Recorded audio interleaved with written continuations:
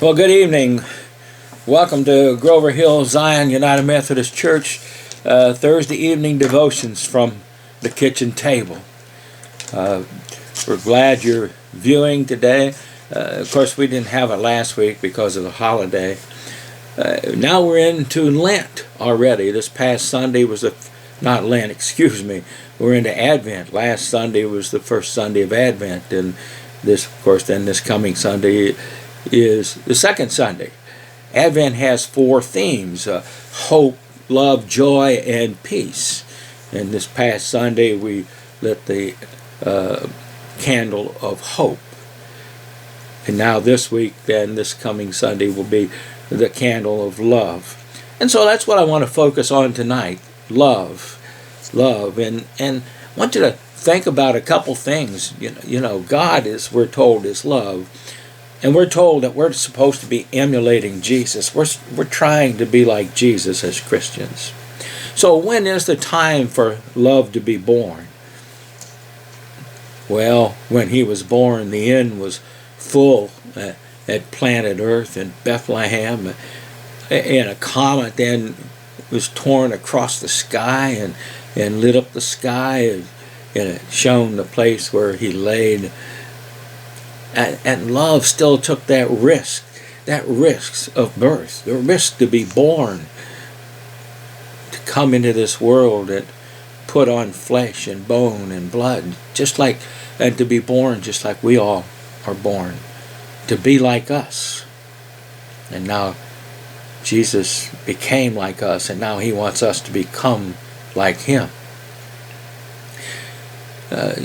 The story of Jesus is the story of God, who just loves us so incredibly much that God just explodes the boundary between divinity and humanity. And it comes gasping into the world to love us in person, to love us as individuals as well as the whole. And in order to do that, to be like us, he had to put on skin, and he did. God's love is endlessly surprising, and it's uncontainable, unexpected, unconventional, boundary breaking. It's against the rules. And that, a love that refuses to be ordinary, expected, or contained. A love that breaks the rules, if you will, is really what the birth of Jesus, and frankly his whole life, is about.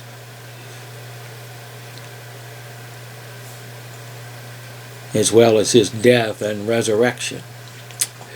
Jesus' whole ministry was about loving against all of the rules. A love that chooses mercy instead of violence. A love that chooses the outcast first, that makes family out of social pariahs, and tax collectors, and sex workers, and widows, and children, and sick and disabled, and the overlooked, and forgotten, and the hated. Society keeps saying to your own, stay away from those people. They're problematic. Associating with them makes you problematic.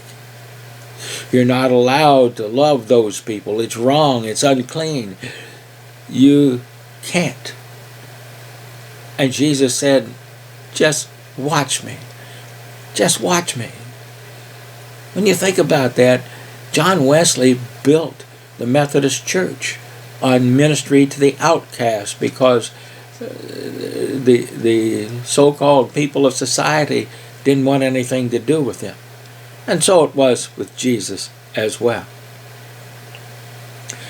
Jesus says also to us that about loving us, about the most hidden, unbearable, broken parts of us.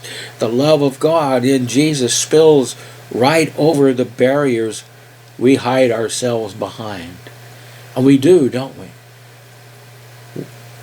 We want to withdraw from it all. And we want to hide.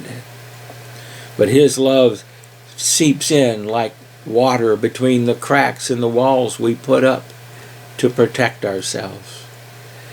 We don't want to love because we don't want to take a chance on getting hurt again.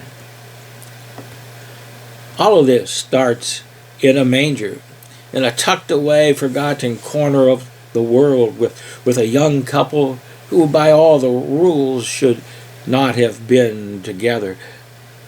But they are, or were anyway. May love surprise us all this Christmas. May it flow through every crack and well up in surprising and beautiful ways in your life and surround you.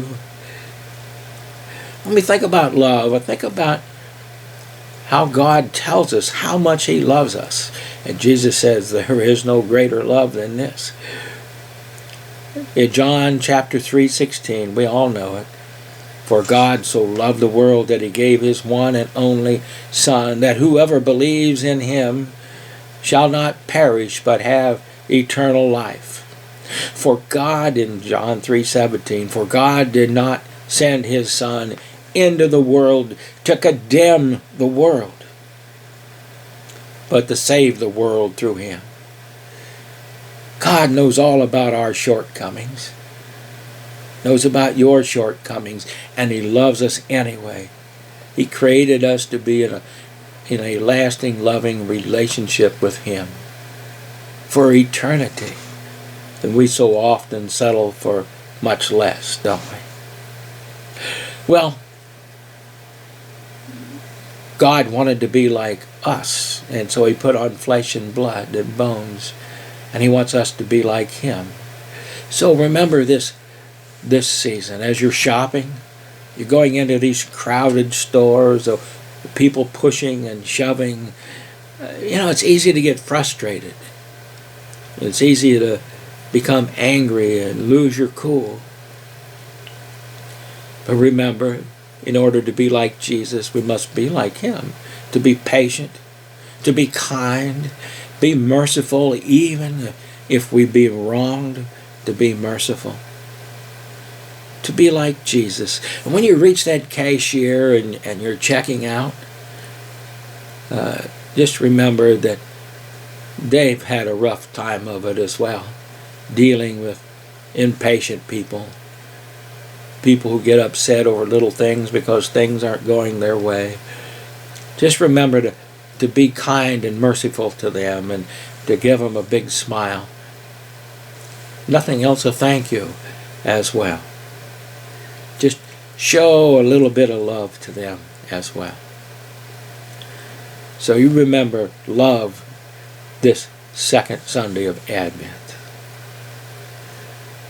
Have a great and blessed week.